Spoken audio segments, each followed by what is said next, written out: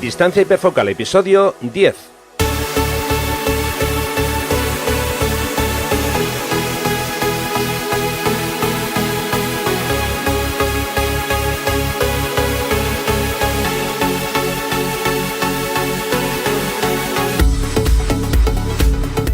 Hola, ¿qué tal? Bueno, ¿qué tal? ¿Cómo va todo? ¿Cómo estamos? Bienvenidos a un nuevo episodio de Distancia hiperfocal, el podcast de fotografía de paisaje y viajes. Soy Rafa Irusta, fotógrafo especializado en fotografía de paisaje, y un día más está conmigo Sandra Vallaure, fotógrafa, viajera y responsable del podcast Destino Sifaca. Hola Sandra, ¿qué tal? ¿Cómo estás? Hola Rafa, ¿qué tal? Pues nada, aquí estupendamente, todo bien. Vale, genial. Bueno, vamos a ir avanzando y hoy os vamos a hablar sobre el balance de blancos en fotografía de paisaje. Bueno, va a ser un poco de balance de blancos de fotografía en general, pero bueno, por centrar un poco más en la fotografía de paisaje. Y como no, también vamos a conocer a un nuevo fotógrafo que nos va a traer Sandra, pero eso será un poquito más tarde. Antes de empezar, quiero recordaros que imparto varios talleres de fotografía de paisaje en las costas de Asturias, Vizcaya y Cantabria. Si os apetece acompañarme y pasar un fin de semana practicando fotografía de paisaje, podéis consultar toda la información en mi web. Además de los talleres de grupo, también imparto talleres privados de paisaje y de revelado con Lightroom.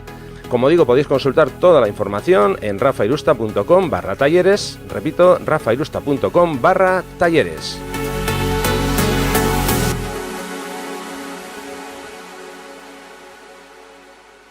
Venga, vamos a empezar ya y como hacemos siempre, os quiero recordar que vais a tener todas las notas del programa en el enlace rafairusta.com/episodio 10. Por cierto, Sandra, que ya estamos en el número 10, ya hemos pasado de un dígito a 2 dígitos.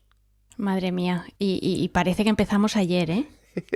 La verdad es que sí, esto va rápido. Bueno, pues ¿Será nada. que somos ya un poco abuelos cebolletas y se nos pasa ya el tiempo volando? Yo por lo menos, vamos. Hombre, pues si tú te consideras así, imagínate yo. Bueno, pues nada, vamos a empezar hablando del balance de blancos, como comentaba antes, en fotografía un poco genérica, pero bueno, más centrada en nuestro caso en la fotografía de paisaje. A ver, lo primero que vamos a hacer es intentar entender algunas nociones básicas sobre la luz. No nos vamos a extender mucho en estas cuestiones teóricas, sino un poco, bueno, por tener una base y sobre todo ver cómo la luz interactúa con los paisajes que vamos a fotografiar, con las diferentes escenas. A ver, empezamos comentando que cada fuente de luz está hecha básicamente de 3 colores primarios, que son el rojo, el verde y el azul. RGB, que conocemos de forma, digamos, más habitual y más familiar. Básicamente las temperaturas más bajas tienen un mayor porcentaje de longitudes de onda rojas, por lo que parecen más cálidas a la vista de nuestro ojo. Y las temperaturas más altas tienen una mayor proporción de longitudes de onda azules, por lo tanto nuestro ojo las ve de forma más fría. A nivel muy básico, cuando nosotros hacemos una foto estamos capturando lógicamente un momento de luz con nuestra cámara y cada fuente de luz que nosotros vamos a fotografiar, o mejor dicho, cada objeto recibe una luz de una fuente emisora y es un tipo de luz con colores diferentes, como ya decíamos antes, y estos colores se representan en una escala. Esta escala se llama la escala Kelvin. Por lo tanto, a ver, cuando capturamos una escena, dependiendo de la iluminación que llegue a esa escena, vamos a tener una temperatura de color concreta, ya digo, para cada escena. Para hacernos una idea un poco más clara, tenemos una escala de temperaturas de color que establece algunos valores a modo de referencia. Por cierto que esta escala os la vamos a dejar en las notas del programa, pues no vamos a pararnos aquí en repasar la escala completa, pero sí que vamos a ver un par de ejemplos, mejor dicho 3. A ver, por ejemplo, cuando hacemos una fotografía a la luz de una vela, tenemos en casa una vela, encendemos la vela, hacemos la fotografía, bueno, pues más o menos la temperatura de la que estamos hablando de esa luz sería sobre los 2000 Kelvin aproximadamente. Si por contra salimos a la calle y hacemos una fotografía del cielo azul, un día despejado, obviamente que no haya nubes, estaremos hablando aproximadamente sobre unos 10.000 Kelvin más o menos. Estamos hablando siempre de valores aproximados, ¿eh? Y en el centro de esta escala, por debajo, como digo, teníamos los 2000, por arriba teníamos los 10.000, pues en el centro tenemos el punto medio, que es lo que se conoce como luz día, que son 5.500 Kelvin. Eso es un poco el resumen, ya digo que esta escala os la vamos a poner en las notas del programa. Como conclusión de toda esta parte teórica, para no enrollarme más, cuanto mayor sea el valor numérico dentro de esta escala, más fría va a ser la temperatura de color y cuanto menor sea este valor, más cálida va a ser esa temperatura de color. Bueno, una vez que hemos Cuidado dicho... con... Sí. perdona que te interrumpa, cuidado con interiorizar eso bien, porque muchas veces tendemos a pensar lo contrario, es decir, que calor es más temperatura Kelvin y frío es menos, y es justamente lo contrario, como acaba de explicar Rafa. Yo no sé por qué, vamos, a mí me pasaba y comentándolo con otros fotógrafos también, no sé por qué al principio cuando aprendemos fotografía tendemos a asociar esos valores de temperatura Kelvin altos con calidez, cuando es justo lo contrario. Pues yo creo que tengo la respuesta a eso y precisamente vamos a comentarlo ahora. Creo que todo este error viene por lo siguiente. Una vez que nosotros hemos dejado esas bases más o menos claras, ahora nos vamos a ir al apartado de ajustar el balance de blancos en nuestra cámara. Y creo que aquí es donde viene el error. ¿Por qué? Bueno, digo nuestra cámara o incluso cuando luego hacemos el revelado, ¿eh? Porque cuando nosotros hacemos el revelado en Lightroom o en el programa que sea o trabajamos con la cámara, nosotros en la cámara lo que hacemos es asociar justo lo contrario a lo que yo he dicho, que es lo que tú comentabas. Por ejemplo, si yo estoy trabajando con Lightroom y digo, bueno, voy a poner un valor de balance de blancos de 10.000, digo, eso es dar más calidez. Y si pongo uno de 2.500 es dar más frialdad. Claro, pero hay que pensar una cosa, que eso que estamos haciendo en la cámara o en el Lightroom, en el programa que usemos para revelar, lo que hacemos es justamente compensar los valores que tenemos en la escena original. Cuando digo compensar, significa que estamos dando ese valor para anular o para reducir el valor anterior que había. No sé si esto... es que esto sí que es interesante que quede muy claro, ¿no? El concepto es, temperaturas bajas son colores cálidos, hablo de la escala, ¿eh?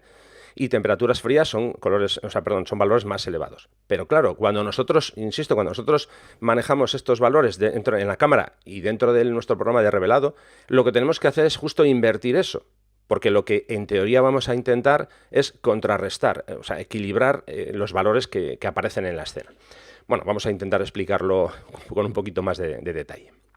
A ver, básicamente cuando nosotros estamos mirando una escena, a medida que cambia la temperatura de color de la luz de esa escena, nosotros tenemos dos herramientas maravillosas que son dos ojos que se ajustan automáticamente a esos cambios. Y los objetos que nosotros estamos mirando, básicamente parece que siempre tienen el mismo color, parece que no cambian, independientemente de las dominantes de color que haya en ese momento. A ver, digo esto de forma muy genérica porque si yo estoy viendo un atardecer y estoy mirando el mar y el mar tiene un tono rojo, lo voy a ver rojo, claro, eso es así. Pero bueno, dicho de forma, como digo, muy genérica, nuestro ojo se adecúa perfectamente y se reajusta para que veamos todo más o menos con el color adecuado, digo, con el color que nuestro cerebro entiende como que es el adecuado. Da igual que nosotros estemos, por ejemplo, mirando una escena desde dentro de un edificio, desde fuera, por una hora más temprana, una hora más tardía, da igual. Teóricamente nuestros ojos reproducen fielmente esos colores. Aquí es donde viene lo que yo comentaba antes. Claro, eso es cuando miramos de forma directa con nuestros ojos. Pero ¿qué pasa cuando estamos usando una cámara? Aquí es donde viene la complicación. ¿Por qué? Porque el sensor digital de una cámara, básicamente la tecnología que tenemos ahora, no es capaz de adecuarse a esas situaciones cambiantes, como lo hace el ojo humano. No, de momento los desarrolladores de cámaras, de sensores, no han llegado a ese punto, ¿no? Entonces, a nivel práctico, una cámara, como digo, necesita ajustarse. Como hace nuestro ojo lo hace de forma automática, pero la cámara no. La cámara tiene que buscar esos diferentes fuentes de luz para ajustar, digamos, y darnos una reproducción correcta de ese color. Estos ajustes se realizan básicamente desde el menú. Todas las cámaras tienen un menú que es el balance de blancos, ¿no? No sé si la traducción tendría que haber sido equilibrio de blancos, en fin, bueno. Es balance de blancos. Efectivamente, pues tendría que haber sido equilibrio de blancos, pero bueno, como tendemos a traducir mal, pues sí. así se ha quedado y bueno, pues así lo diremos. Vamos a usar el término que viene en todas las cámaras, que como digo que es balance de blancos, ¿no? Entonces, desde este ajuste, como antes comentaba, lo que vamos a hacer es compensar las diferentes temperaturas de color de la luz para evitar esas dominantes que a veces vemos en una imagen. Alguien dirá, bueno, ¿qué es una dominante? Porque no entiendo muy bien. Bueno, pues una dominante es eso, un matiz de color que aparece añadido a la escena, a una escena. Por ejemplo, como antes comentaba, un atardecer pues suele tener en casos típico atardecer así con muy rojizo y tal, claro, pues realmente la escena no tiene ese tono rojo, ¿no? Pero la dominante que predomina pues sería ese color, bueno, no rojo, naranja, iría por ahí más o menos. Entonces, como digo, todas las cámaras digitales vienen con varios preajustes. Entramos en el menú y tenemos pues diferentes posibilidades, ¿no? Pues uno suele ser luz día, vienen unos dibujitos, que también pondremos ahí una tabla, porque más o menos suele ser genérica para todas las marcas, usan la misma iconografía.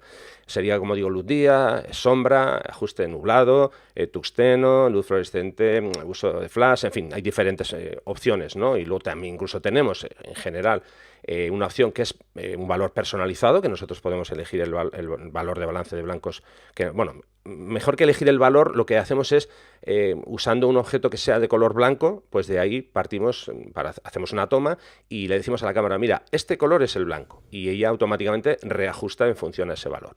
Y luego solemos tener otro ajuste, que es la opción de introducir el valor Kelvin que nosotros queramos. Si queremos poner un valor numérico de 5.000, 6.000, 8.000, 10.000, en fin, depende de cada cámara, pues tiene una escala que va desde un punto inicial hasta un punto final. Como digo, esto básicamente es común para todas las cámaras. Entonces, bueno, aquí hay que dejar un par de cuestiones también bastante claras, ¿no? Lo primero, si nosotros estamos disparando en JPG, hay que tener mucho cuidado al hacer la toma, porque ahí es donde debemos elegir el valor de balance de blancos adecuado. ¿Por qué? Porque el JPG ya es una foto terminada. Cuando nosotros hacemos una toma con una cámara y usamos, como digo, ese ajuste, ya vamos a tener la fotografía ya terminada. Teóricamente para eso usamos el JPG, ¿no? Bueno, a no ser que nuestra cámara no tenga opción de disparar en formato RAW. Entonces, bueno, como digo, si vas a usar JPG, directamente intenta hacer lo más preciso posible ese ajuste para que luego no tengas que hacer correcciones posteriores. En cambio, si trabajas con formato RAW, bueno, pues aquí esta cuestión ya es menos urgente, ¿no? Aquí tú puedes, de hecho, tú puedes poner el valor que quieras y luego en el revelado ya elegirás, ¿no? Puedes experimentar y decir, bueno, pues me gustaría aquí modificar este valor o no. Como digo, al disparar en formato RAW nos da muchísima más flexibilidad. Bueno, en general en cualquier ajuste que hagamos, pero en el ajuste del balance de blancos incluso más. Bueno, a la hora de hacer la elección en el revelado, pues bueno, aquí hay que tener en cuenta el resultado final de la escena que queremos captar, ¿no? Yo voy a hablar de cómo trabajo yo y cómo tengo yo mi configuración. Y luego, si quieres, nos comentas tú, Sandra. Vale, estupendo. Bueno, en mi caso, yo generalmente trabajo siempre con el balance de blancos en modo automático. Bueno, aquí hay una particularidad. Yo trabajo con la Canon 5D Mark IV, que tiene dentro del balance de blancos hay dos ajustes internos, pero no me voy a parar ahí porque ya digo, todas las cámaras no llevan ese ajuste. Simplemente lo que hace es, una de las posibilidades que te da es ajustarse en función de si hay algún objeto blanco en la escena y si no, pues lo deja tal cual. Pero vamos, por resumir, yo trabajo con el balance de blancos en modo automático. Pero ojo, con un matiz. A ver, hay ciertas situaciones, como puede ser un amanecer o un atardecer, en los que el balance de blancos automático nos puede jugar una mala pasada. Y me voy a intentar explicarme. A ver, en general, en las escenas que yo fotografío no suele haber demasiado problema. Como digo, el balance de blancos automático va francamente bien.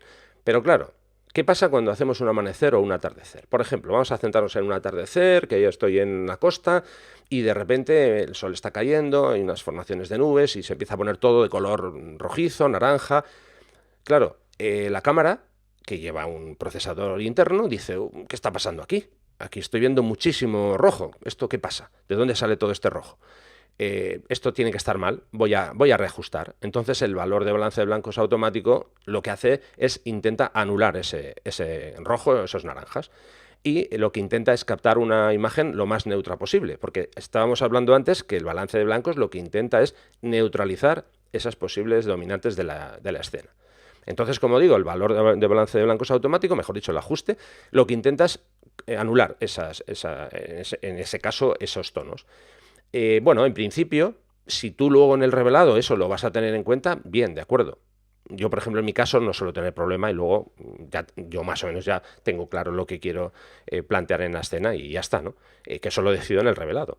Pero claro, si por ejemplo, imagínate que eres una persona que dice, no, es que yo no quiero después tocar demasiado la imagen y demás, pues entonces a lo mejor este ajuste de balance de blancos automáticos no es el que tú tienes que utilizar. Yo te podría recomendar que uses, por ejemplo, uno que sería, digamos, el comodín, que es el luz día, que lo haces siempre a la misma temperatura, que son, bueno, depende de cada modelo de cámara, pero puede ir entre 5.200, 5.500, que sería el valor ideal.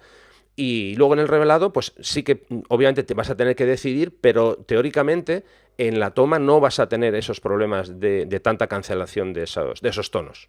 ¿De acuerdo? No sé si esto se ha entendido, se ha entendido bien. Yo lo he entendido perfectamente, vamos, sí, sí, está muy claro. Vale, perfecto. Bien, entonces, a ver, hay que tener en cuenta una cosa muy importante en esto.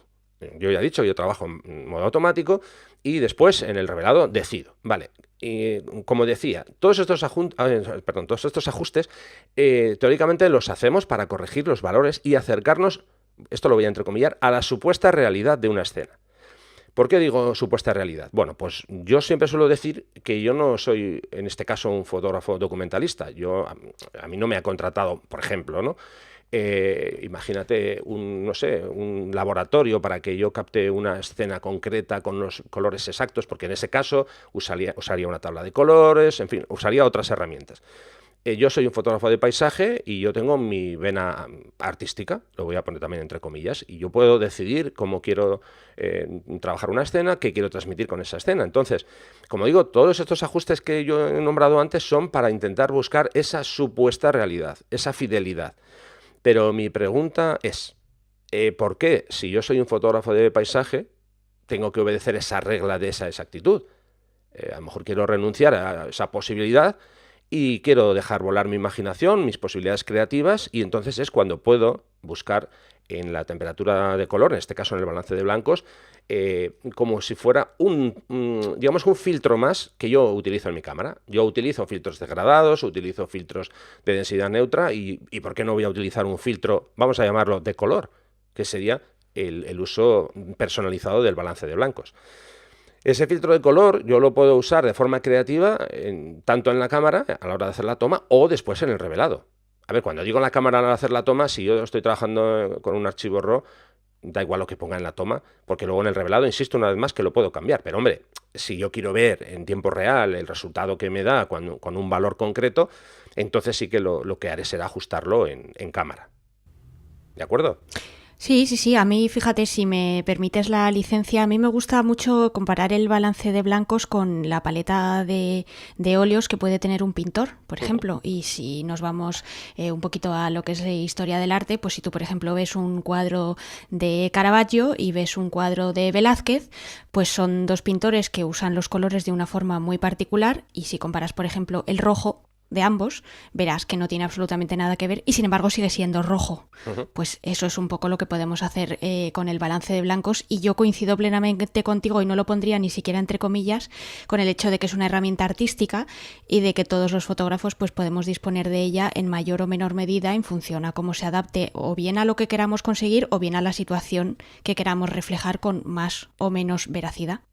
Claro, insisto una vez más, a ver, si a mí mañana me contrata un cliente y me dice, mira, tengo 25 cuadros y necesito que hagas una reproducción de cada cuadro, o tengo, yo qué sé, 40 artículos que quiero vender en un e-commerce y necesito que me hagas fotos de esos artículos. Hombre, ahí, lógicamente, lo que voy a intentar es que los colores sean lo más fieles posibles, ya digo, pero en un paisaje, aparte, yo hablo por mí, ¿no? Cuando yo estoy revelando una foto, hay gente que dice, es que yo recuerdo perfectamente que los colores eran así, ¿vale? Y yo puedo decir, sí, yo recuerdo perfectamente que en mi foto los colores no eran estos, pero es que estos son los que me apetece poner hoy, ¿no? Con esto no digo que me estoy inventando colores, estoy simplemente diciendo que, bueno, dejo volar mi imaginación y lo que hago es intentar ser creativo, ¿no? Intentar transmitir, por ejemplo, mi estado de ánimo de ese día. Yo no sé, yo creo que nos pasa a todos cuando estamos, bueno, por lo menos a mí me pasa, cuando estoy revelando, pues en mi forma de revelar influyen diferentes cosas. El día que he pasado, la semana que he pasado, la música que estoy escuchando. Si, por ejemplo, estoy revelando con música, que no sé si alguien se ha parado a analizar esto, ¿no? Que yo por lo menos no proceso igual con una música que con otra. Esto puede parecer muy raro, pero bueno, en mi caso por lo menos influye, vamos, o sea, me afecta, vamos. Entonces, bueno, como digo, yo personalmente creo que el balance de blancos, el uso del balance de blancos de forma creativa creo que es una herramienta interesante, ¿no? Explicando un poco más cómo lo utilizo. A ver, por ejemplo, si imagínate que tenemos una escena, ¿no? Y bueno, teóricamente esa escena en mi cámara cojo y digo, venga, voy a seleccionar uno de los preajustes que ya vienen en la cámara, ¿no? Que sería el preajuste de sombra. En Canon esto llega aproximadamente, o sea, equivale a unos 7000 Kelvin. Bueno, pues imagínate que yo hago la fotografía en una situación de mediodía, que ahí la luz es lo que se entiende por luz día. Bueno, pues el resultado que voy a conseguir es una imagen más cálida, al haber aplicado ese valor de 7000 Kelvin. Vuelvo otra vez a la parte inicial en la que yo decía, valores más altos, temperaturas más frías. Y alguien dirá, si tú justo acabas de decir lo contrario, que con 7000 Kelvin en tu cámara vas a tener temperaturas más cálidas. Claro, porque aquí hay que pensar justo a la inversa. Yo estoy contrarrestando los valores de la cámara, luego actúa justo al revés. Por contra, si yo selecciono el valor en Canon, hablo, el valor en tungsteno, que equivale aproximadamente a unos 3200 Kelvin, la imagen va a tener un tono más frío. Y vuelvo a lo que decía antes, si yo he dicho que el de 2000 de una vela era muy, muy cálido, sí, pero insisto, es que aquí estamos justo haciendo al contrario. El ajuste de balance de blancos en la cámara nos da justo lo contrario de lo que dice la descripción básica.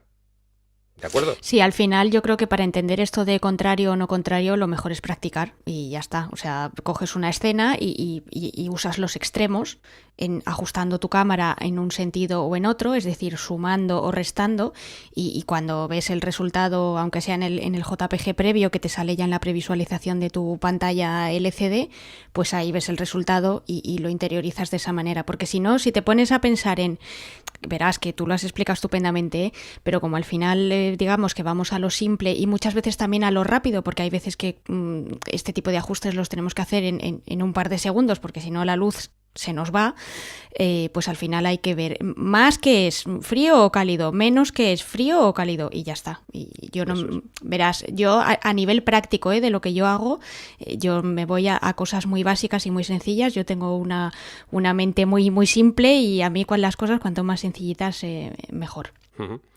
Sí, yo por ejemplo lo que suelo hacer en mi caso, hay una parte de las cámaras que mucha gente no utiliza, probablemente no lo haya configurado nunca, y es la posibilidad hay una pantalla, hablo de Canon, pero supongo que Nikon y en otras marcas, Sony y demás tendrán también esa posibilidad. Hay un apartado en el que tú puedes elegir una serie de opciones para tener siempre a mano, ¿no? Lo que se llamaría en Canon mi menú, ¿no? El que dices, bueno, aquí tengo, pues yo, por ejemplo, en mi caso, yo tengo el enlace para formatear la tarjeta, para hacer una serie de ajustes que los tengo siempre a mano, así no tengo que andar entre menús y demás. Bueno, pues yo tengo puesto, por ejemplo, el balance de blancos, porque si quiero cambiarlo de forma rápida, voy rápidamente ahí, lo cambio y ya está. Cuando en algunos de los talleres la gente me pregunta, oye, ¿cómo tienes configurada la cámara? O ayúdame a configurar la mía, ¿no? Claro, a ver, hay unos ajustes que yo les doy como base, pero claro, que no son unos ajustes grabados ahí sobre una piedra y que no se pueden mover, no, hay que... La piedra filosofal. Eso es. Entonces, simplemente, a ver, aquí lo que tenemos que hacer es, como tú muy bien has dicho, es probar y experimentar, y por supuesto no vamos a poner ningún límite a nuestras posibilidades creativas, ¿no? Y eso, yo lo que hago es, como digo, lo tengo a mano, y todos sabemos que hay muchas veces que salimos y, bueno, igual hacemos la sesión a primera hora, que tenemos unas luces muy chulas, luego ya no hay tanta buena luz y a lo mejor estamos más aburridos o simplemente queremos hacer una jornada de experimentar un poco. Bueno, pues en esos momentos viene genial. Yo, por ejemplo, a ver, os voy a contar en qué situaciones me gusta jugar con el balance de blancos. Insisto, me da igual en la cámara que luego en el revelado. Por ejemplo, típico día que sales a hacer fotos con un cielo gris, que no hay absolutamente nada, que es todo plano, que en fin, que no te dice nada. Mucha gente me consta que lo que hacen es, no pasa nada, hago un blanco y negro, ya está, ya lo tengo solucionado. Bueno, yo no suelo hacer eso porque alguna vez, no sé si lo he comentado, a mí me merece muchísimo respeto a la gente que trabaja el blanco y negro, los que lo hacen bien. Entonces yo lo de hacerlo así a la brava, lo paso a blanco y negro ya me vale, para mí creo que es un recurso un poquito demasiado fácil en esos casos, ¿no? Yo lo que hago es, juego con el balance de blancos, y en vez de pasar a blanco y negro, juego con los azules.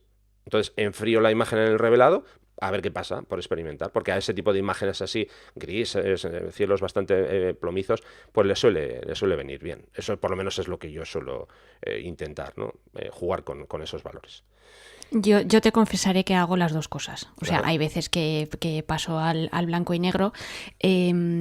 Muchas veces porque me baso precisamente en ese aspecto plano para luego darle un montón de contraste, y normalmente lo que hago es que le doy mucha luz a los blancos, oscurezco muchísimo los negros porque precisamente esa neutralidad de la imagen base me lo permite. Y a veces incluso los llego a empastar los negros directamente o incluso reviento los blancos. Y hay veces que también hago lo que propones tú, es decir, pasar a tonos más azulados, violetas o incluso pues eso, el típico azulado ese que va tirando a gris como el típico cielo así como de tormenta tropical, y es verdad que funciona muy muy bien. Pero no es algo que voy determinando en función de cómo vea la foto, no es algo que haga sistemáticamente, por ejemplo, pues no, primero el blanco y negro, y si veo que el blanco y negro no funciona, entonces tiro más del balance de blancos y me voy hacia los azules. No, a ver, muchas veces también es lo que me pide la foto o lo que me pide el cuerpo, como decías tú antes, ¿no? Mira, justo eso que acabas de comentar, que ese tipo de imágenes que son planas y tal, bueno, no nos vamos a alejar hoy de lo que estamos hablando, pero algún día sí que podemos hablar del histograma, cómo representa claro, los sí, ajustes, porque ahí tiene mucho que ver ese tipo de imágenes planas o cómo tenemos ajustado en nuestra cámara la visualización o los perfiles que le tenemos aplicados, porque todo eso influye en el histograma, ¿no? Y luego también influye a la hora de la materia prima que tenemos cuando vamos a revelar. Pero bueno, ya digo, no vamos a enrollar hoy con eso. Hablaremos un día sobre el histograma y cómo utilizarlo, pero es interesante lo que has comentado, ¿no? Cuentas con una imagen muy plana y eso te da muchísimo juego para poder moldearla a tu gusto. Por cierto, coméntanos que no nos has dicho cómo tienes tú los ajustes de balance de blancos de tu cámara. Pues mira, yo los tengo igual que tú. Yo normalmente ya he dicho que soy una persona de mente bastante simple, intento complicarme la vida lo menos posible, con lo cual yo 99% de las veces trabajo en automático y luego ya ajusto en Lightroom tal y como me pida la foto. Sí que es verdad que a veces en casos muy muy puntuales pues sí que ajusto el balance de blancos a una situación concreta, pero tiene que ser en un momento en el que tenga tiempo, es decir, pues cuando estoy haciendo eso, un amanecer, un atardecer, me refiero por tiempo a que estoy con la cámara quieta en un sitio y que no estoy paseando y que no estoy haciendo otro tipo de fotografía mientras estoy en un viaje, porque el problema que tengo la mayor parte de las veces es eso, es que tengo que hacer la foto de forma muy inmediata porque si no el momento, la escena o la persona se me va. Entonces por eso yo lo dejo muchas veces en automático, porque no me puedo permitir el lujo de estar permanentemente regulando el balance de blancos. Bien, genial. Fíjate, ahora que has hablado del tiempo, me viene también a la cabeza, ¿no?, el comentar que es un poco esto. Yo creo que a veces, sobre todo cuando alguien empieza, le da miedo tocar ciertas cosas. No voy a tocar esto, que luego imagínate que no se volverá como estaba, ¿no? A todos nos ha dado miedo tocar. Sobre todo por no saber volver a lo que tenías antes, sí, por lo menos a mí. Sí, por eso. Entonces, a ver, yo siempre digo que hay que llegar a las localizaciones siempre que puedes, ¿eh? No hablo de un caso como el que tú comentas, que a lo mejor vas de viaje y vas a la carrera y tienes que visitar muchas localizaciones, pero si no es el caso, si tú dispones de tiempo, vete a la localización con margen suficiente antes o bien del amanecer o bien del atardecer, y esos momentos, porque a veces llegamos, buscamos nuestra escena, ¿no? Ya tenemos claro cuál es nuestra composición, tenemos todo preparado y esperamos. No, vamos a esperar un poco a que venga la luz. No, hombre, aprovecha esos momentos. A ver, digo, si te encuentras con esa seguridad de poder jugar con ciertos ajustes, que luego sepas volver a ellos, ¿no? A como lo tenías antes, pero eso, aprovecha esos momentos para jugar, para buscar un poco más allá, que luego a lo mejor no lo vas a usar en esa sesión. O si ya has hecho la sesión y lo haces después, pues también juega, que no sea simplemente ir, haces las 4 o 5 o una docena de fotos del atardecer o del amanecer y ya está, ¿no? No, date tiempo eso para jugar un poco más y para extenderte un poco más en el uso de la cámara ahí en ese momento, ¿no? A ver, yo he visto mucha gente que cuando, por ejemplo, va a hacer un atardecer, que son cosas que me sorprenden mucho, ¿eh? No lo digo de alguien que, por ejemplo, que empieza, no, gente que... A ver, yo he visto a gente que ha ido a mis talleres, después me los he encontrado por ahí, a lo mejor en una situación un poquito curiosa, que yo llego a la localización y me encuentro que esta persona ya se va, y digo, ¿ya, te vas ya? Dice, sí, ya estaba haciendo el atardecer. Y yo digo, pero vamos a ver, si todavía el sol está, vamos, le queda más de una hora por encima del horizonte y te vas ahora. No digo nada, porque cada uno decide cuando quiere hacer las fotos, ¿no? Pero eso, que a veces llegamos muy pronto o llegamos muy tarde o directamente llegamos, hacemos 2 fotos y nos vamos ya. O sea que, ya digo, intentar maximizar el tiempo, ¿no? Creo yo, y probar cosas nuevas, que eso es súper divertido y al final yo creo que enriquece mucho cuando sales a hacer una sesión, vamos.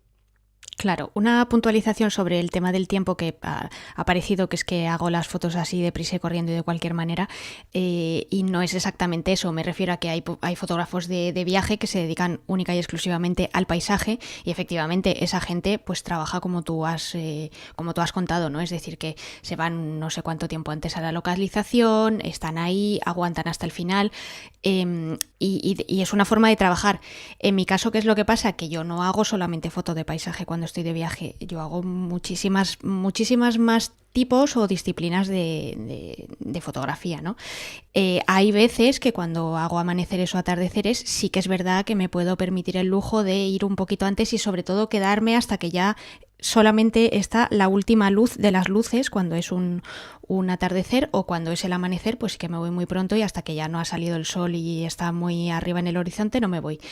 Pero no siempre es así, o porque no siempre puedo, porque la logística no me lo permite, o porque hay veces que la luz es una porquería y entonces pues ni hay amanecer ni hay absolutamente nada y tengo que hacer lo que puedo con lo que hay. Entonces por eso digamos que son dos maneras un poquito diferentes de trabajar. Cuando te puedes permitir el lujo de volver una y otra vez a la localización y si ese día la luz no te acompaña, bien. El problema es cuando no puedes, porque al día siguiente te vas a no sé dónde y ya no vas a volver a donde estás. Entonces quería hacer ese pequeño matiz y esa pequeña puntualización. Sí, sin duda, al final hay que manejar lo que tienes delante, ¿no? Si tienes buena luz, genial, y si no la tienes tan buena, bueno, pues intentar solucionar en la medida de lo posible esa escena como se pueda.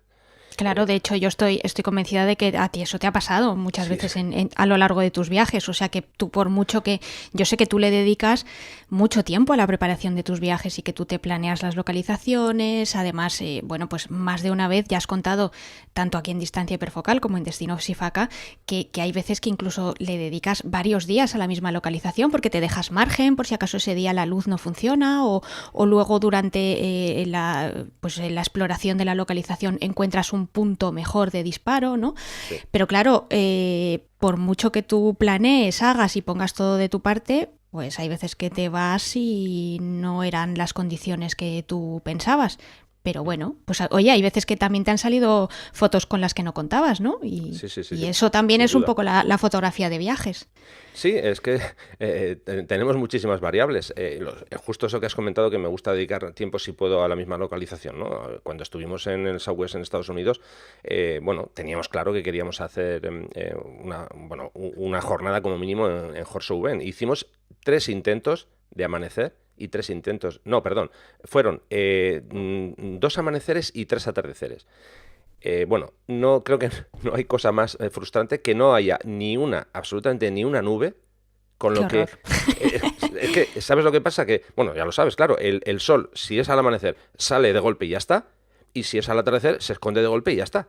Y ya Es, está, sí, o sea, sí, es que no tienes más margen de es que maniobra. no hay más. Entonces tú Es que es miras, lo que hay. claro, tú miras el atardecer del primer día, el del segundo y el del tercero, y es que son el mismo. Bueno, hay una pequeña variación porque el sol se ha movido, pero vamos, se ha movido unos pocos milímetros Grados. y la sombra incide un poco diferente, pero es que da igual, o sea, podrías decir que es la misma foto. Entonces, bueno, pues ¿qué haces? Pues nada, no te pones a llorar, ¿no? Disfrutas del No, sitio disfrutas y del ya está. sitio. Mira, es que me has leído la mente. Sí, es que al final, a ver, alguna vez contigo además ya he hablado que había un fotógrafo que para mí fue un poco mi maestro, Michael Reisman. Este hombre, yo es que le sigo, mejor dicho, le seguía desde hace muchísimos años sus vídeos y tal, y claro, él en esos vídeos se encontraba justo con lo que estamos hablando, con situaciones que decías, bueno, pues es que no hay más. Y recuerdo perfectamente un vídeo en el que estuvo en Islandia, hablo de hace muchísimos años, y claro, es que se encontró con unas luces, en algunos casos, a ver, iba a decir muy malas, no hay luz mala, sino simplemente son situaciones diferentes, ¿no? Pero bueno, quiero decir que eran luces un poquito, lo que decíamos antes, planas y demás.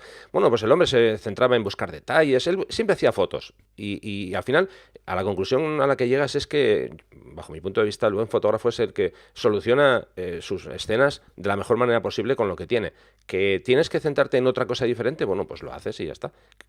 Yo firmaría ahora, y seguro que tú, porque siempre tuviéramos unas condiciones geniales, ¿no? no las tenemos, pero yo me quedo con disfrutar. Recuerdo un episodio de tu podcast en el que contabas tu viaje a Nueva Zelanda y que, bueno, pues que el tiempo no había sido, en alguno de los pasajes concretos, no había sido el mejor, el que tú querías, ¿no? Que te encontraste con lluvia, con malas condiciones, poca visibilidad, bueno, ¿y qué hacemos? Nos ponemos a llorar ahí, ¡ay, qué desgraciados somos! Pues no, te tienes que aguantar.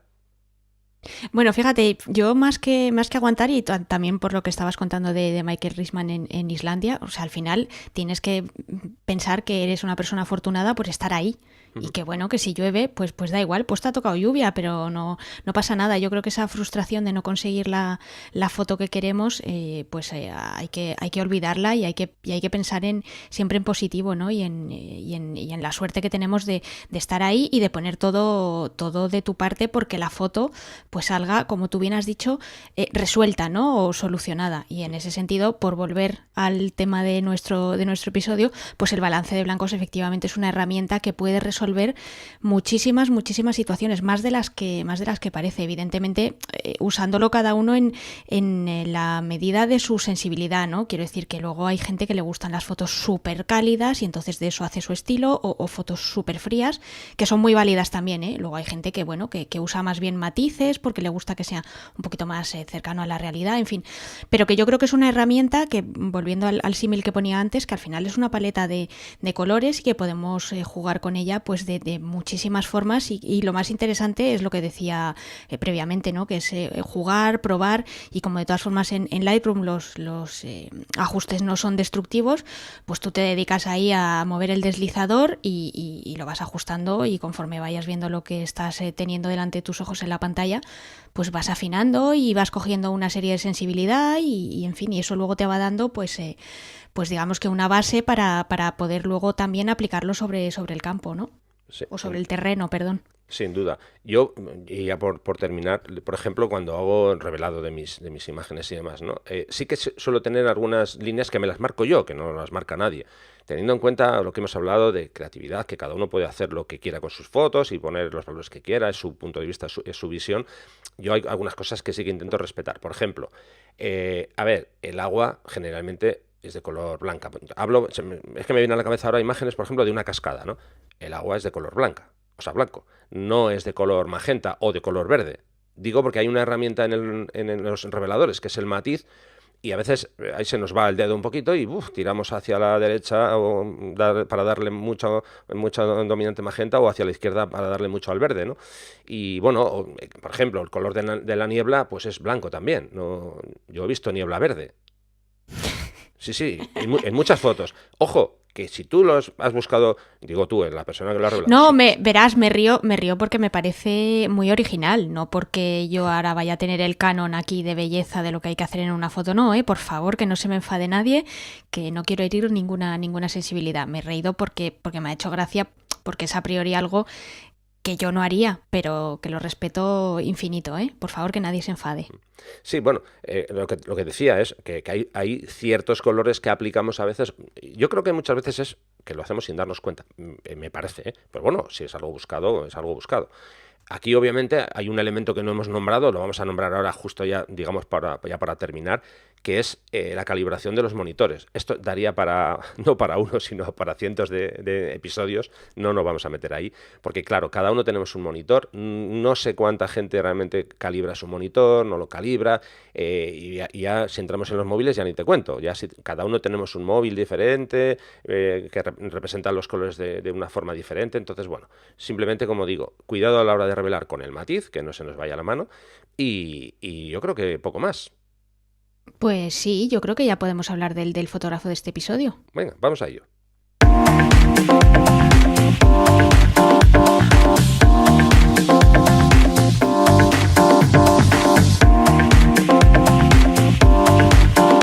En Distancia Hiperfocal hablamos de viajes con Sandra Vallaure. Venga, Sandra, vamos a ver a quién nos traes hoy como invitado. Pues nada, hoy sorpresa, sorpresa. Os traigo a un fotógrafo australiano que se llama Peter Stewart. Lo que pasa es que, bueno, pues pasó la mitad de su infancia en Reino Unido, con lo cual ha sido siempre una persona con raíces, digamos, oceánicas, pero un corazón europeo. Actualmente vive en Hong Kong, sin embargo, con lo cual ha cambiado de nuevo su entorno. Y es una persona que, bueno, pues que empieza aficionándose a la fotografía pues de una manera muy sencilla, que es durante unos viajes que empezó como mochilero por el sudeste asiático, una región en la que, como os podéis imaginar, pues viviendo actualmente en Hong Kong es donde desarrolla la mayor parte de su trabajo. Y bueno, pues todo empezó, pues como hemos empezado muchos en esto de la fotografía, ¿no? Él lo que quería era documentar sus viajes y bueno, pues poco a poco su visión se fue centrando en todo lo que son pues las megalópolis asiáticas y cómo todo en una gran parte de Asia pues se hace de forma muy, pues no sé, así a lo bestia, ¿no? A lo grande.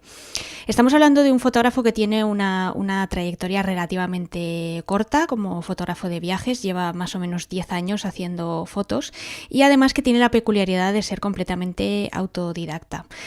¿Por qué cuento estas pequeñas pinceladas? Pues para que veáis que a pesar de no llevar tanto tiempo haciendo fotos y de haber sido una persona que lo ha aprendido todo por su cuenta, pues yo creo que tiene un trabajo de una calidad y de una sensibilidad brutales. Vamos, ya me gustaría a mí hacer las fotos que hace él. Otra curiosidad también es que trabaja tanto en digital como analógico y siempre consigue resultados sorprendentes. Os dejaremos, evidentemente, como siempre hacemos, los enlaces a su página web y a sus principales redes sociales para que veáis el tipo de fotos que hace. Y veréis que, bueno, pues como os decía, su trabajo se centra principalmente en la fotografía de paisaje, algo de naturaleza, pero sobre todo urbano, y luego también hace foto de calle. En lo que es fotografía urbana, pues a pesar de lo que os podríais imaginar por las cosas que estoy contando, pues es fundamentalmente un fotógrafo en el que destacan los colores cálidos y saturados, es decir, que es una persona que usa temperaturas de color pues más tirando hacia los amarillos, los rojos, los naranjas, generalmente pues con la idea, yo creo, de crear una atmósfera pues que te envuelva y sobre todo que transmita esa intensidad, ¿no? Y ese a lo bestia que mencionaba anteriormente. Y como espectador, bueno, pues ya me diréis lo que pensáis cuando veáis las imágenes, pero seguramente en más de una ocasión pues os sentiréis un poco como una hormiga, ¿no? Lo que le obsesiona un poco es eso, esas junglas de hormigón y de cristal en las que, bueno, pues él vive y además que suele visitar de vez en cuando, ¿no? Entonces, bueno, pues ya veréis que es un fotógrafo que está, como os digo, muy centrado en una zona geográfica, pero que viaja mucho y que, bueno, que tiene una forma muy particular de ver a través de su cámara pues una región de la que hemos visto, yo qué sé, millones de fotos. Bueno, pues ahí queda esa invitación. Yo, como ya sabéis que yo tengo ventaja, yo ya he estado mirando su web y la verdad es que merece mucho la pena que os deis una vuelta. Yo creo que vais a disfrutar porque tiene trabajos realmente muy, muy interesantes. Por cierto, que hay una sección en su web que es el antes y el después, donde, bueno, más o menos vais a ver cómo trabaja sus imágenes para que veáis cómo es la imagen original y cómo es el resultado final. La verdad que muy, muy interesante.